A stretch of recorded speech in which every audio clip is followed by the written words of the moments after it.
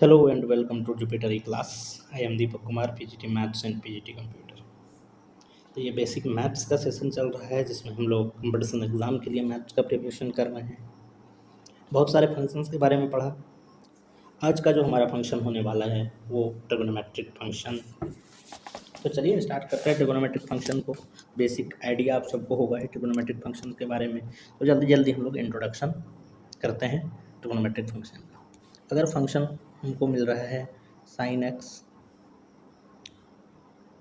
तो इसका domain minus infinity से प्लस इन्फिनिटी तक जाएगा, रेंज -1 से 1 तक जाएगा, पीरियड 2π और नेचर ऑड रहता है। ठीक है, ये चीज़ों को याद कर लीजिए। लॉजिक क्लियर है, यहाँ से डोमेन देख सकते हैं कि इसका डोमेन माइनस इन्फिनिटी से प्लस इन्फिनिटी तक जा रहा है, मतलब एक्स की जो वैल्यू है माइनस इन्फिनिटी से प्लस इन्फिनिटी को टेंड कर रही है। जबकि अगर आप वाई की वैल्यू देखेंगे तो -1 से 1 तक ही चल रही है। तो रेंज और डोमेन क्लियर है। पीरियड क्या होता है? पीरियड सिंपल सा है, जो ग्राफ का वो पोर्शन देखिए आप जो बार बार रिपीट हो रहा है। ठीक है, तो आप अगर ध्यान से देखेंगे तो -π से π का पोर्शन जो है यही पूरे पूरे ग्राफ में बार बार रिपीट हो रहा है। तो इसलिए इसी को क्या कहा जाएगा? पीरियड। पीरियड मतलब वो स्मॉलेस्ट यूनिट होता है जो ग्राफ में बार बार जिसके रिपीट होने से ग्राफ बन रही है, वो हो गया period. Nature odd. Odd nature का मतलब क्या है? अगर f of -x equal to -f(x) आ जाए तो हम लोग बोलते हैं ये ऑड है, नेचर का फंक्शन है। अदरवाइज अगर f(x) के इक्वल आ जाए हम लोग बोलते हैं ये इवन नेचर का है। तो एफ ऑफ साइन में हमको पता है साइन ऑफ -x क्या होता है? माइनस साइन ऑफ x होता है, मतलब तो ये ऑड नेचर का है। ग्राफ ये आप लोगों को क्लियर है। ठीक है, ग्राफ के बाद हम लोग अब चलते हैं cos x के ऊपर। cos x में भी सब कुछ है, एज इट इज है साइन x की तरह ही, बस डिफरेंस इतना ही है इसमें, जो cos x का जो नेचर होता है वो इवन होता है, जबकि साइन x का नेचर ऑड होता है। इस चीज़ को याद रखिएगा। डोमेन, रेंज और पीरियड एक सा है। ग्राफ अगर आप एक बार देखें तो एक सा लगेगा दोनों का, लेकिन डिफरेंस कहाँ होती है? जो cos 0 पे 1 होता है, जबकि साइन π/2 पे 1 होता है पहले बार फर्स्ट क्वाड्रेंट के अंदर।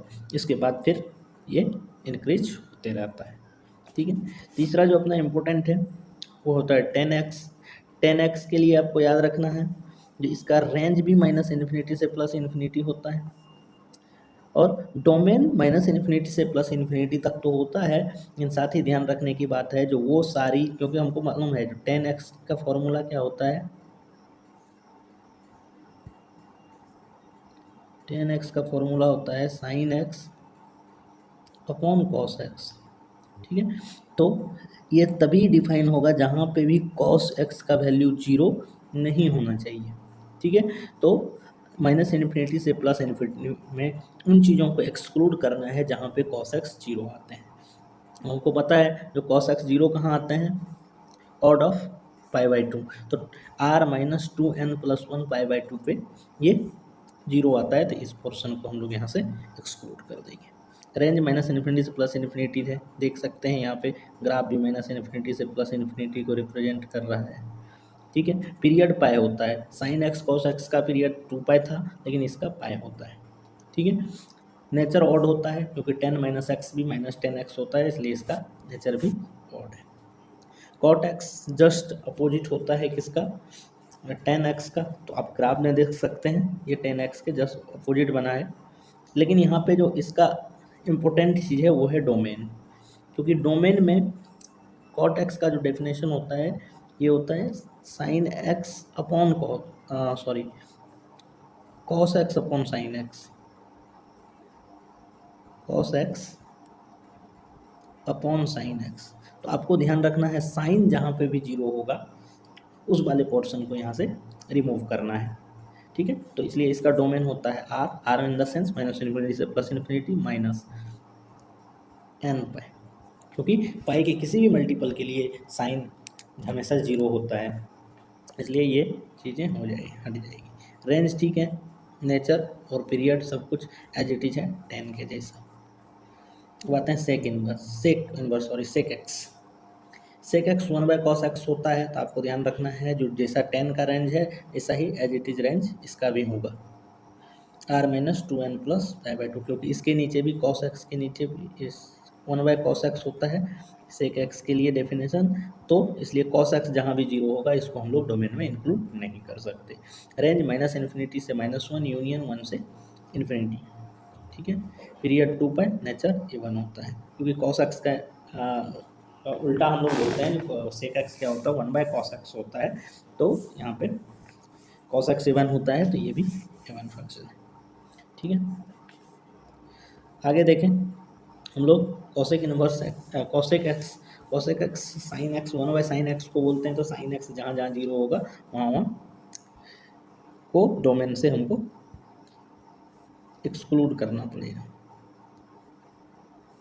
ठीक है। तो यहाँ r-nπ को किया, ठीक है। उसके बाद रेंज -∞ से -1 यूनियन 1 से इन्फिनिटी, सेक और कॉसेक दोनों का रेंज सेम रहता है, पीरियड 2π होता है, नेचर ऑड होता है, ठीक है। ग्राफ देख सकते हैं, हालांकि इसकी ग्राफ की ज़्यादा ज़रूरत नहीं पड़ती है, फिर भी आप एक बार ग्राफ को ज़रूर विजिट करें, ठीक है। इसके बाद इनवर्स आता है, इनवर्स में भी एज इट इज है, डोमेन को इसका डोमेन को इसका रेंज बनाइए, इसका रेंज को उसका डोमेन बनाइए, मतलब साइन इनवर्स का जो रेंज था वो इसका डोमेन बन जाएगा ज़्यादातर केस में, हालांकि कुछ एक्सेप्शंस हैं यहाँ भी, इसको हम लोग क्लियर करेंगे।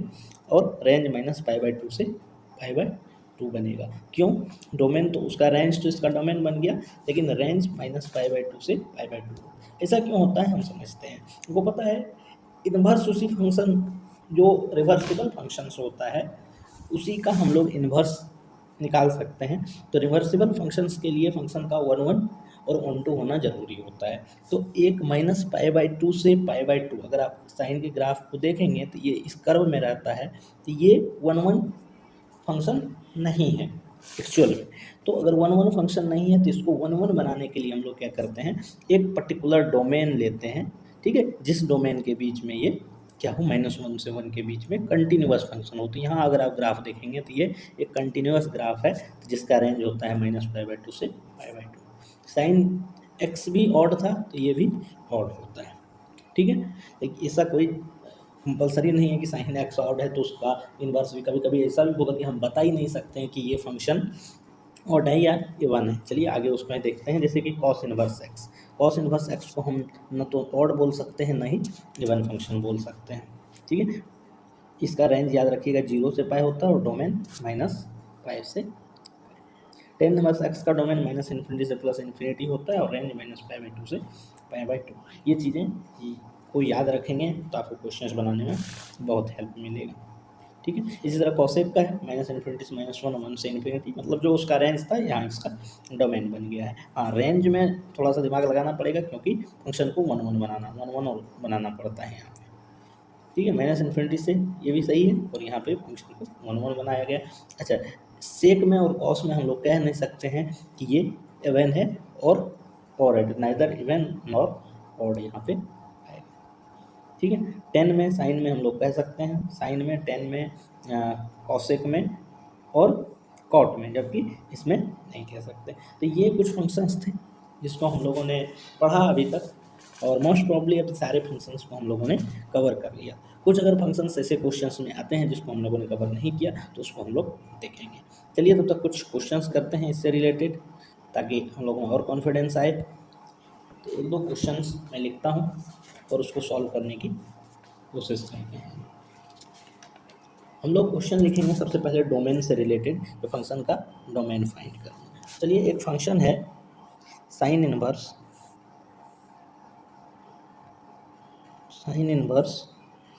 x² - 4x + 4x + इस फंक्शन का डोमेन फाइंड करना है। तो जैसा कि हमको मालूम है जो साइन इनवर्स है, तो ये वाला जो पोर्शन है ये तभी डिफाइन होगा जब ये -1 से 1 के बीच में होगा, ठीक है। -1 x² - 4x + 4, अगर इस फंक्शन को आप ध्यान से देखें, इस वाले एक्सप्रेशन को, ठीक है, तो ये आपको x - 2 का होल स्क्वायर दिखेगा, x - 2 का होल स्क्वायर दिखेगा, ठीक है। अब चलिए अब यहाँ से सॉल्व कर लेते हैं। और इसको यहाँ से सॉल्व करते हैं। तो x माइनस टू का whole square greater than equal to minus one. अगर मैं यहाँ पे लिखूँ x माइनस टू का whole square greater than equal to minus one, तो ये तो ऑलवेज ट्रू है, x के किसी भी वैल्यू के लिए ये ट्रू है, क्योंकि ये एक्सपोनेंशियल फंक्शन है जिसका रेंज 0 से इन्फिनिटी होता है, तो ये तो माइनस वन से ऑलवेज ग्रेटर देन है, तो ये इससे तो अपन अपना कुछ भी फाइंड नहीं होता है। चलिए दूसरा जो इसका पार्ट है उसको सॉल्व करते हैं। x माइनस टू का whole square less than equal to one, तो यहाँ से क्या आ रहा है, less than minus one x minus two. अब x का वैल्यू आप यहाँ से 2 को अगर आप दोनों साइड शिफ्ट करेंगे तो इधर कुछ बनेगा 1 less than equal to x less than equal to 3। ठीक है, तो यहाँ से हमको मालूम पड़ रहा है जो हमारी रेंज होने वाली है, ये डोमेन होने वाली है, मतलब x बिलोंग्स टू 1 to 3, तो इसका ये डोमेन हो गया। तो इस तरह के क्वेश्चन जेईई मेन में खास करके पूछे जाते हैं, एनडीए के एग्जाम में इस तरह के क्वेश्चंस आपको मिलेंगे, तो काफ़ी पूछे जाते हैं बेसिक मैथ्स के क्वेश्चंस। अगर डायरेक्ट क्वेश्चंस नहीं भी आ रहे हैं तो इसका यूज करके आपको कैलकुलस में किए जाएंगे क्वेश्चंस, रिलेशन फंक्शंस के क्वेश्चन यहाँ से रहेंगे, कभी कभी क्वाड्रेटिक में इसका यूज कर लिया जाता है, तो डिफरेंट चैप्टर्स में इस कंसेप्ट का यूज किया जाता है डोमेन एंड रेंज का, तो बहुत ही ज़्यादा इम्पोर्टेंट है। चलिए एक क्वेश्चन और देखते हैं अपन। ये क्वेश्चन मैं लेता हूँ, रूट लॉग 1/2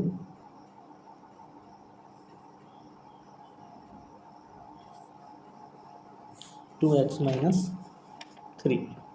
तो हमको मालूम है इसको रूट को सॉल्व होने के लिए, डिफाइन होने के लिए, जो ये वाला पोर्शन है log 1/2 2x माइनस 3, ये ग्रेटर देन 0 होगा पहले चीज़, और दूसरा 2x माइनस 3, चूँकि ये लॉग का एक्सपोनेंट है, लॉग का पावर है, तो ये भी ग्रेटर देन 0 होना चाहिए, ये ग्रेटर देन इक्वल टू। चलिए पहले इसको सॉल्व करते हैं। इस वाले पार्ट 1 ये है हमारा और पार्ट 2 ये वाला है। पहले पार्ट 1 को सॉल्व करते हैं, फिर पार्ट 2 को सॉल्व करेंगे।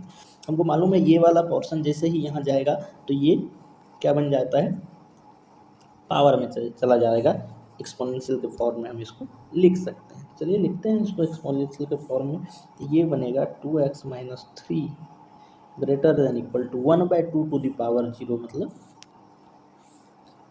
यहाँ से 2x greater than equal to 4 x greater than equal to 2। यहाँ से हमको मालूम चला x greater than equal to 2 होना चाहिए। दूसरा पार्ट जो हमारा था वो था 2x माइनस 3 ग्रेटर देन 0। तो यहाँ से अगर सॉल्व करें तो यहाँ से भी क्लियर है, x ग्रेटर देन 3/2, ये बोल रहा है x ग्रेटर देन 3/2, और ये वाला जो पोर्शन है ये बोल रहा है x ग्रेटर देन 2। तो हमको मालूम है जो हमारा जो, अगर मैं इसको ऐसे देखूं तो कहीं यहाँ पे आएगा 3/2 और इधर आएगा 2, ये बोल रहा है 2 से ग्रेटर देन, ये बोल रहा है 3/2 से ग्रेटर देन, तो कॉमन पार्ट हमारा ये बन रहा है 2 टू द पावर 2 इन्फिनिटी। तो हमारा जो डोमेन होगा ये होगा 2 इन्फिनिटी। ठीक है, 2 को हम लोगों ने यहाँ इंक्लूड किया, इसलिए हमने इसको स्क्वायर ब्रैकेट में रखा और इन्फिनिटी। ठीक है, एक क्वेश्चन और देखते हैं रेशनल फंक्शंस के रिलेटेड क्वेश्चंस। इस तरह के डायरेक्ट क्वेश्चन तो आपको एग्जाम में नहीं पूछे जाएंगे, लेकिन इस कंसेप्ट का यूज किया जाता है काफ़ी। x माइनस 1 x प्लस 2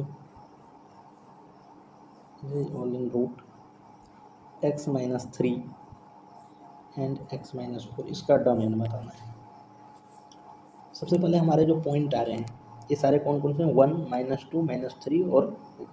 चलिए सबसे पहले हम लिखते हैं इसको, -2 1 3 और आप ध्यान से देखेंगे तो यहाँ पे जो ऊपर हो या नीचे x का कोफिशिएंट जो आ रहा है पॉजिटिव आ रहा है, तो पॉजिटिव से स्टार्ट करते हैं, positive negative positive negative positive. अपने को कौन सा पॉइंट चाहिए, रूट को डिफाइन होने के लिए ये वाला portion greater than equal to 0 चाहिए। तो जो हमारा आंसर आने वाला है वो क्या आने वाला है, माइनस इन्फिनिटी से -2 यूनियन 1 से 3 यूनियन 4 टू इन्फिनिटी।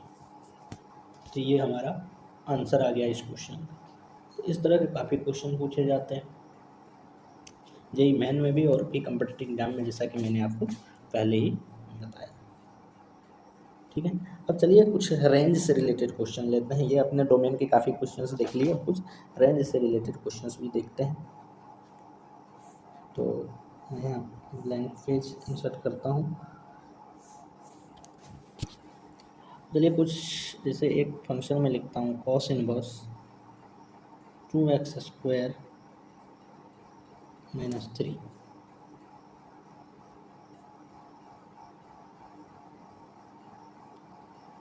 ठीक है, अगर इसका डोमेन बोलूँ निकालने के लिए, रेंज नहीं इसका भी डोमेन बोलूँ निकालने के लिए, तो क्या आएगा इसका डोमेन।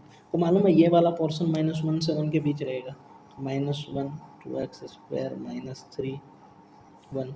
अब आप लोग इसको आसानी से सॉल्व कर सकते हैं, इसको आप लोग आसानी से सॉल्व कर सकते हैं। तो दो पार्ट बनेगा इसका, एक तो 2x स्क्वायर ग्रेटर देन 2 का, और दूसरा 2x square less than equal to 4 का। फिर यहाँ से x square greater than equal to 1 और x square less than equal to 2 का। अब आप लोग -1 से 1 के लिए फाइंड कर लेंगे और यहाँ से फाइंड करेंगे, तो आंसर सिंपल सा क्या बनने वाला है, अगर आप ध्यान से देखेंगे एक्स स्क्वायर को करेंगे तो -1 माइनस इन्फिनिटी से -1 और 1 से इन्फिनिटी। तो जो हमारा डोमेन होने वाला है वो आएगा -इन्फिनिटी से -1 यूनियन 1 टू इन्फिनिटी। सिंपल है, आप लोग ट्राई कीजिएगा, बहुत ही आसान है। ठीक है, अब चलिए रेंज से रिलेटेड भी कुछ क्वेश्चंस देखते हैं हम लोग। जैसे एक क्वेश्चन मैं लिखता हूँ ln x square plus 4x plus 5। देखिए रेंज निकालने के लिए जो सबसे पहली चीज़ आपको अपने दिमाग में रखनी है वो, तो इसको कुछ ऐसे फॉर्मेट में दें जिसका रेंज हमको ऑलरेडी मालूम है, तभी आप इसका रेंज फाइंड कर पाएंगे। तो चलिए, हमको पता है कि अगर इसको एक्सपोनेंशियल फंक्शन में कन्वर्ट कर दे किसी भी आइडेंटिटी में, तो एक्सपोनेंशियल फंक्शन का रेंज हमको मालूम है कि वो 0 से इन्फिनिटी ही होगा। तो अगर आप इसको ध्यान से देखेंगे तो ये x+2 का होल स्क्वायर प्लस 1 है। ठीक है, इतना आपको सोचना पड़ेगा। अब हमको मालूम है ये x+2 का होल स्क्वायर है, इसका मिनिमम वैल्यू 0 होगा, मैक्सिमम इन्फिनिटी हो सकता है लेकिन मिनिमम 0 होगा, और 0 + 1 1 होगा। तो ln के अंदर ये वाला जो पोर्शन है रूट के अंदर, ये क्या जा रहा है 0 से लेकर के इन्फिनिटी वाला पोर्शन था। अब चूंकि रूट के अंदर जो है 0 से इन्फिनिटी पॉजिटिव टर्म है, तो इसका 0 से नहीं 1 टू इन्फिनिटी, 1 से इन्फिनिटी जा रहा है। तो अगर आप ध्यान से देखेंगे तो रूट के अंदर 1 से इन्फिनिटी जा रहा है, तो इसका रेंज ये सारे वैल्यू को एक्सेप्ट कर रहा है इसका, तो ये जो है 1 के लिए 0 बनेगा और इन्फिनिटी बनेगा, तो ये हमारा रेंज आएगा फंक्शन। चलिए एक और क्वेश्चन देखते हैं और समझने का कोशिश करते हैं concept. Sine inverse 1/2 plus x square, और यहाँ पे जो ये है ये ग्रेटेस्ट इंटीजर को रिप्रेजेंट कर रहा है, ग्रेटेस्ट इंटीजर में आपको मालूम है ये उस सिर्फ इंटीजरल वैल्यू को रिप्रेजेंट करता है। 3.5 के लिए 3 होता है। अब बताइए एक्स स्क्वायर का यहाँ से मालूम है या तो ये 0 या 0 से ज़्यादा होगा। ठीक है, और हमको मालूम है साइन इनवर्स के अंदर में से -1 से ज़्यादा होना चाहिए ये पोर्शन, और 1, इसके अलावा कुछ हो ही नहीं सकता। आप लोग खुद सोचेंगे तो या तो x का वैल्यू 0 हो जाए या तो 1 हो जाए, बाकी इसके अंदर का बात कुछ हो ही नहीं सकता।